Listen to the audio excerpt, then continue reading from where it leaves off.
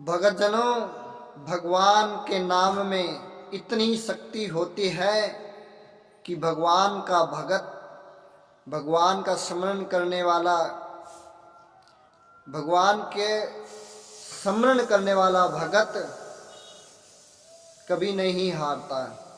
भगवान भगत के सामने हार जाते हैं, लेकिन भगत नहीं हारते।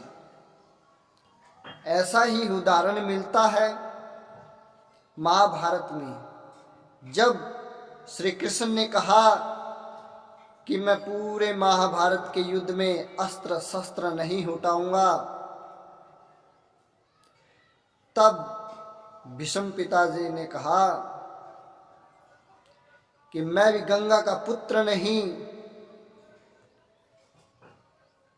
कि आपसे अस्त्र शस्त्र न उठाए।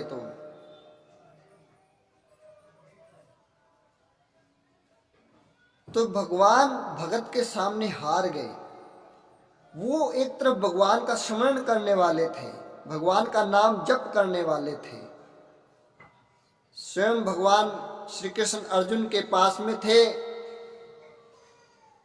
और जब भीष्म पिताजी ने कहा कि मैं गंगा का पुत्र नहीं अगर आप से शस्त्र अस्त्र नहीं उठवाए तो भगवान को हारना पड़ा भगत के लिए। भगवान हमेशा अपने भगत की बात को रखते हैं, अपनी बात को नीचे कर देते हैं, लेकिन भगत की बात को ऊपर रखते हैं। भगवान गंगा पुत्र भीष्म को मारने के लिए दौड़ पड़े, अस्त्र शस्त्र उठा लिए, क्योंकि वो उनका भगत था, उनका नाम स्मरण जप करने वाला था। भगवान अपनी ही बात को नीचे गिर देते हैं, लेकिन भगत की बात को हमेशा ऊपर रखते हैं। भगवान के नाम में इतना तेज है कि वह इंसान को भगवान के दरबार में ले जाता है, और स्वयं भगवान उनका स्वागत करने के लिए आते हैं। स्वयं भगवान उनका स्वागत करने के लिए आते हैं, भगवान के नाम में इतना तेज और स्मरण हो तो। लेकिन आजकल न जाने क्यों इंसान अपने धर्म शास्त्रों को छोड़कर कहीं और दूसरे विश्व में गुम गए हैं। लेकिन नहीं, इंसान को भगवान का नाम स्मरण करना चाहिए। भगवान का नाम स्मरण करते रहो। इसी प्रकार एक भगत अपने गुरुजी के पास जाता है और गुरुजी से जाकर के कहता है कि हे गुरुदेव, आज मुझे 18 वर्ष हो गए हैं भगवान का नाम जब स्मरण करते करते, लेकिन मुझे कुछ नहीं मिला। तो उनके गुरुजी कहते हैं कि चलो देखते हैं आपको क्या कुछ नहीं मिला। आपको 18 साल हो गए हैं। मैं कहता हूँ कि कल मैं आपको अनेक और शक्तियों से परिचित करवाऊंगा और आप आनंदित हो जाओगे। लेकिन आज मेरी बात आप मान लो। आज भगवान का स्मरण जाप नहीं करना,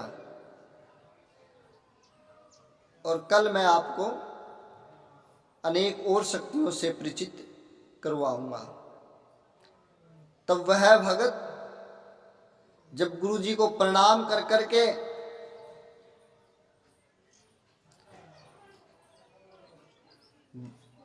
दरवाजे के कमरे गेट तक आया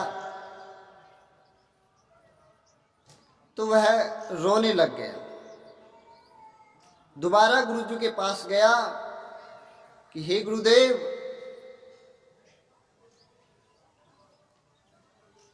कि अब प्राण छूट सकते हैं पर नाम नहीं।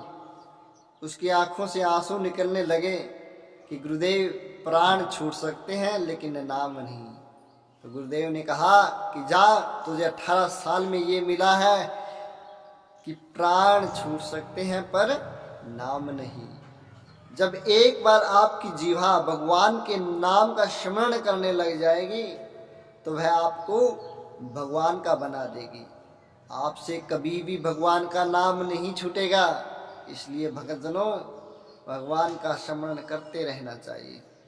भगवान के नाम में इतनी शक्ति है कि भगवान भी उस नाम की लाज रखते हैं। अपनी बात अगर भगवान ने कह दी कि मैं ये करूँगा, लेकिन भगत ने कहा कि नहीं ऐसा नहीं होने दूंगा, तो भगवान अपनी बात को नीचे रख सकते हैं, लेकिन भगत की बात को नहीं। भगत की बात को हमेशा भगवान ऊपर ही रखेंगे। तो इसलिए भगवान का नाम स्मरण जप इंसान को करना चाहिए और भक्ति स्वरूप निमित्त शास्त्रों पर उसे चलना चाहिए, उसे अच्छे आचरण करने चाहिए और भगवान का स्मरण करना चाहिए। भगवान के नाम में इतनी शक्ति है कि वह इंसान को मोक्ष दिला देती है। भगवान स्वयं उसको लेने के लिए आते हैं और उसके भगवान के दरबार में उसका स्वागत होता है। भगवान स्वयं उसका स्वागत करते हैं।